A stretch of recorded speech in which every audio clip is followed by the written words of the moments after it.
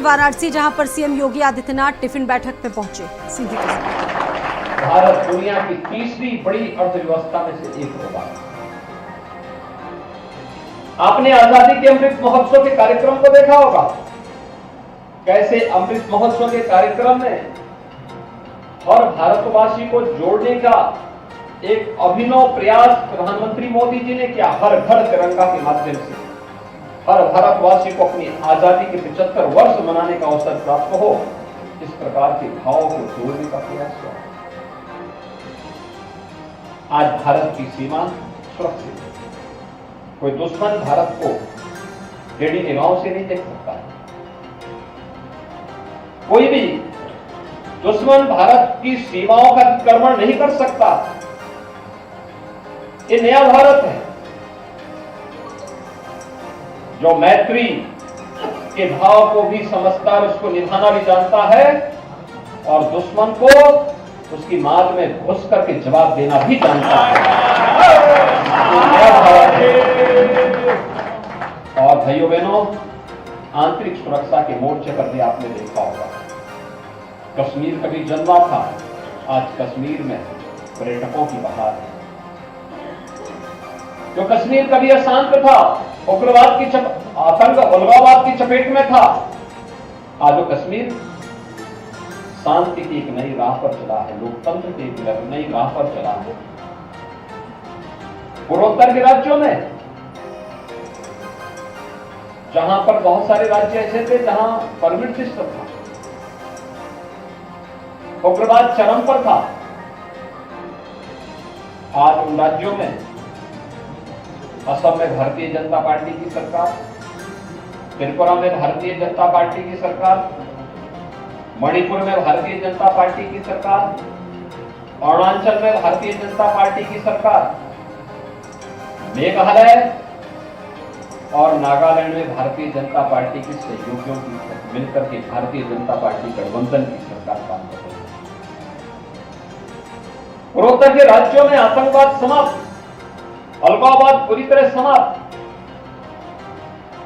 आज विकास के नए पथ पर आगे बढ़ा है। एक नया विश्वास जागृत हुआ है। देश के अंदर जो नक्सलवाद था, खात्मा होते होते इस देश में लगभग कभी 118, 120 जनपद नक्सलवाद की चपेट में हुआ करते थे। आज 3 से 4 जनपद मात्र ऐसे हैं जहां पर नक्सली गतिविधियां थोड़ा दिखाई देती हैं, बाकी सब समाप्त हो गए। विरासत के सम्मान के लिए जो कदम उठाए गए, काशी तो जीता जागता उदाहरण है। काशी विश्वनाथ धाम प्रधानमंत्री मोदी जी के विजन का परिणाम है, उनके नेतृत्व का परिणाम है। अयोध्या में श्री राम जन्म पर भगवान राम के भव्य मंदिर का निर्माण, ये भारत की विरासत के प्रति प्रधानमंत्री मोदी जी के मन में अगाध निष्ठा है, उसका परिणाम है। केदारनाथ धाम में पुनरुद्धार का जो कार्य चल रहा है, महाकाल के पुनरुद्धार के लिए जो कार्यक्रम आगे बढ़े हैं, देश के अंदर अलग अलग तीर्थों में उसको उसकी पुरातन परंपरा के साथ जोड़ते हुए एक नए कलेवर के रूप में आगे बढ़ाने का जो कार्य वर्तमान में हुआ है, ये पहली बार देखने को मिला है। इंफ्रास्ट्रक्चर डेवलपमेंट के लिए भी जो कार्य हुआ है, काशी उसका जीता जागता उदाहरण है। हाईवे, रेलवे, वाटरवे, नए नए एयरपोर्ट, 1947 से लेकर के 2014 तक केवल 74 एयरपोर्ट थे भारत के अंदर, और 14 से लेकर के 2022 के बीच में 74 नए एयरपोर्ट बनाए गए। आजादी के यानी 1947 से 2014 तक केवल 6 एम्स बने थे देश में, और 9 वर्ष में 15 नए एम्स का निर्माण मोदी जी के नेतृत्व में हुआ। One district one medical college की तरफ हम बढ़ चुके हैं। हाईवे की स्पीड प्रतिदिन 37 किलोमीटर हाईवे, नेशनल हाईवे देश के अंदर बन रहे हैं। लोगों की सुविधाएं बढ़ी हैं और पहली बार सपना साकार हो रहा है कि हवाई चप्पल पहनने वाला भी हवाई जहाज की यात्रा करे।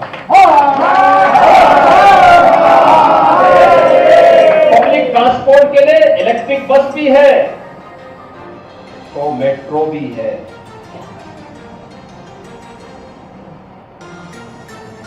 रोपवे का निर्माण भी हो रहा है।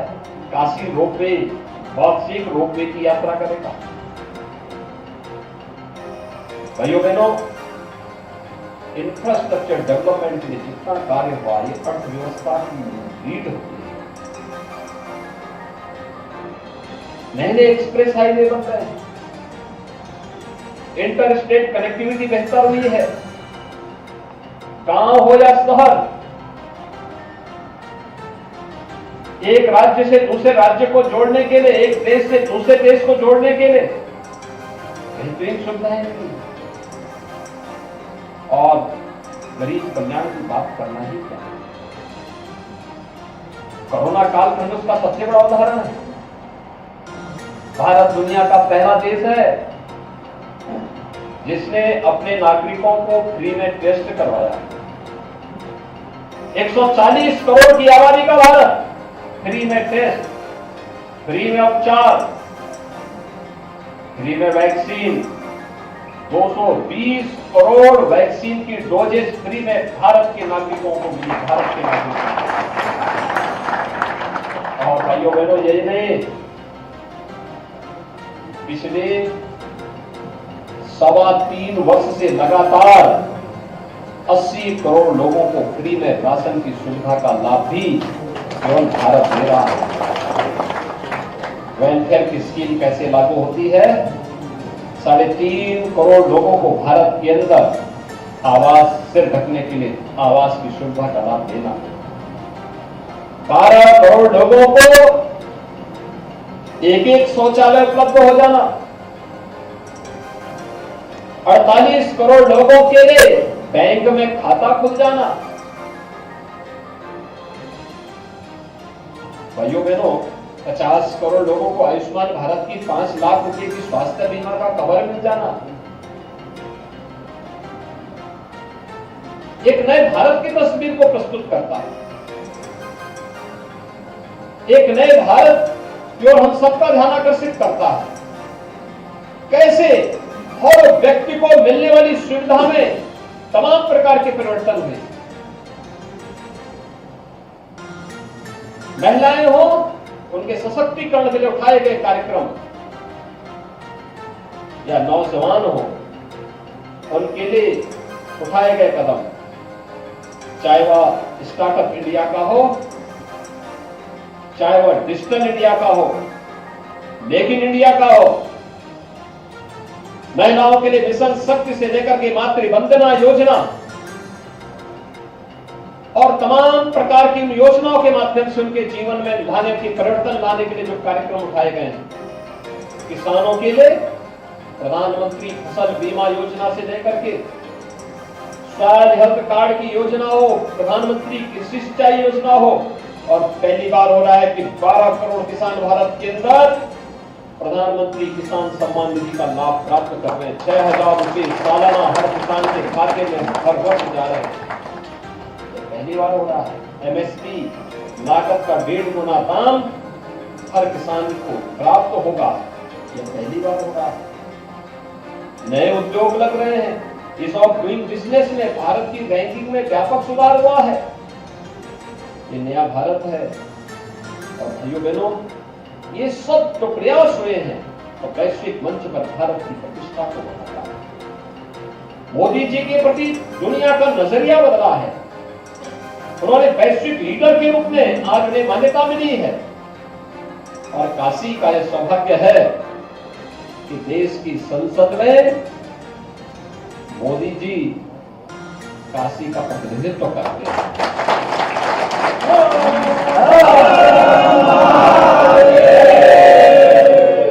देश की संसद में काशी का प्रतिनिधित्व मोदी जी करते हैं। Investments also have been going up from the budget.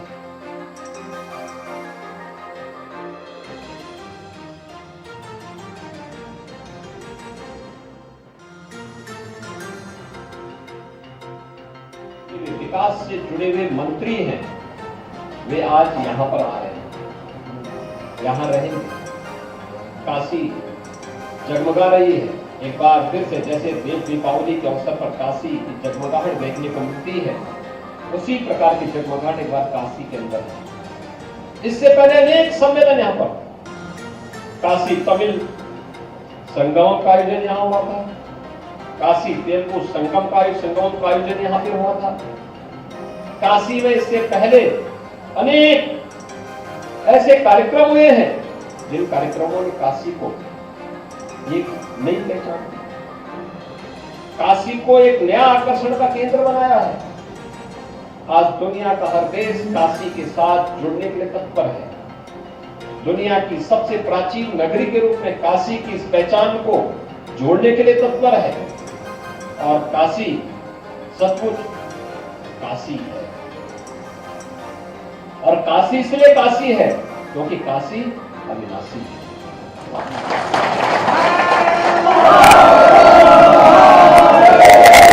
Kashi को जो उसकी पुनर्प्रतिष्ठा और पहचान दी है प्रधानमंत्री मोदी जी, आज उस पर हम सबको गौरव करने की जरूरत है। आज उत्तर प्रदेश प्रधानमंत्री मोदी जी के मार्गदर्शन में तेजी के साथ एक बीमारू राज्य से उभर करके देश की दूसरी तीसरी अर्थव्यवस्था के रूप में अपना स्थान कर रहा है। ये चीजें दिखाती है कि जो राज्य कभी बीमारू था, उस राज्य ने आज अपनी एक नई पहचान बनाई। वह राज्य आज विकास के पथ पर अग्रसर हो रहा है। वह राज्य सुरक्षा का एक मानक तय कर रहा है। और मैं तो इस बात को कहता हूं कि वास्तव में उत्तर प्रदेश आज जिस मार्ग का अनुसरण कर रहा है, अगर इसी प्रकार से करता रहेगा तो उत्तर प्रदेश के बारे में प्रधानमंत्री मोदी जी का जो कथन है कि उत्तर प्रदेश में भारत की ग्रोथ इंजन बनने की सामर्थ्य है, उत्तर प्रदेश अगर इसी पथ पर अग्रसर रह करके विकास का पथ का अनुगमन करेगा तो उत्तर प्रदेश भारत के ग्रोथ इंजन के रूप में अपना स्थान जरूर करेगा। और उस दिशा में हम सबको मिलकर के प्रयास करना होगा। 9 वर्षों की इस यात्रा को अलग अलग प्रकार की लाभार्थी परक योजनाएं हो या इंफ्रास्ट्रक्चर से जुड़े हुए योजनाएं, इन सब को लेकर के हमें आम जनमानस के बीच में जाना, नौजवानों को बताना होगा, महिलाओं को बताना होगा, किसानों को बताना होगा, व्यापारियों को बताना होगा, श्रमिकों को बताना पड़ेगा, बार बार बताना पड़ेगा। हर तबके के लोगों के लिए शासन की योजनाएं हैं, इन योजनाओं के बारे में जानकारी देनी पड़ेगी और उनको बताना पड़ेगा कि जो कभी नहीं हुआ वो अब हुआ है। और लगातार इन योजनाओं के बारे में जब हम आगे बढ़ेंगे तब लोग बार बार इन योजनाओं के बारे में जब जानकारी लेंगे उनको लगेगा कि हाँ ये चेंज, क्योंकि हम यहाँ रहते हैं, हमारे सामने सारा चेंज हो रहा है, हम आज महसूस करते हैं। और क्योंकि एक बदलते हुए परिवेश में फिर हम लोग भूल जाते हैं, मान लेते हैं प्रक्रिया का हिस्सा, प्रक्रिया का हिस्सा नहीं। जो काम 70 वर्षों तक नहीं हुआ वह 9 वर्ष में प्रधानमंत्री मोदी जी ने कर। और इसलिए उसकी कृतज्ञता ज्ञापित करने का एक अवसर देशवासियों के सामने 9 वर्ष की अभिनव योजना में जो भारत को दुनिया की बड़ी ताकत के रूप में स्थापित कर रहा है, हम सब भी राष्ट्र यज्ञ के इस अभिनव कार्यक्रम के साथ जुड़ करके प्रधानमंत्री मोदी जी के इन कार्यक्रमों का अनुसरण कर सके। इस दृष्टि से यह एक टिफिन बैठक प्रधानमंत्री जी की प्रेरणा से हर विधानसभा क्षेत्र में उत्तर प्रदेश के अंदर प्रारंभ हुई। और मुझे प्रसन्नता है, मैं देख रहा हूं हर एक जगह हर विधायकगण, माननीय सांसद, अन्य जनप्रतिनिधि टिफिन बैठक के माध्यम से कार्यकर्ताओं को आपस में जोड़ने का कार्य कर रहे हैं। हमें इसको प्रोत्साहित करना होगा। विधानसभा स्तर पर एक कार्यक्रम चल रहे हैं, मंडल स्तर की बैठकों को भी हमें इसके रूप में प्रोत्साहित करना होगा। मंडल की बैठक हो, आवश्यक नहीं कि रोज हम एक जगह बैठक करें, अलग अलग जगह पर बैठक हो, लेकिन हर कार्यकर्ता अगर अपना टिफिन साथ में लेके चलता है तो फिर वहां कोई समस्या नहीं आएगी। आपको किसी के सामने हाथ फैलाने की आवश्यकता नहीं पड़ेगी, किसी को बोलना नहीं पड़ेगा, किसी के ऊपर अनावश्यक बोझा भी नहीं पड़ेगा, और एक सकारात्मक भाव के साथ हम चर्चा भी कर पाएंगे। आज इस अवसर पर मैं एक बार फिर से इस बैठक को कैंट विधानसभा क्षेत्र में आयोजित करने के लिए यहाँ के लोकप्रिय विधायक श्री सौरभ श्रीवास्तव जी को मैं हृदय से बधाई देता हूँ और विश्वास व्यक्त करता हूँ कि प्रधानमंत्री मोदी जी की मंशा के अनुरूप, माननीय राष्ट्रीय अध्यक्ष जेपी नड्डा जी की भावनाओं के अनुरूप हम लोग इस क्रम को एक निरंतरता प्रदान करेंगे। मैं इस पूरे कार्यक्रम के प्रति अपनी शुभकामनाएं देता हूं और विश्वास व्यक्त करता हूं कि निरंतरता को बनाए रखने में हम सब आगे बढ़ेंगे। काशी प्रदेश का, देश का नेतृत्व इस दिशा में करेगा। आप सबकी प्रति मेरी शुभकामनाएं। धन्यवाद। जय हिंद।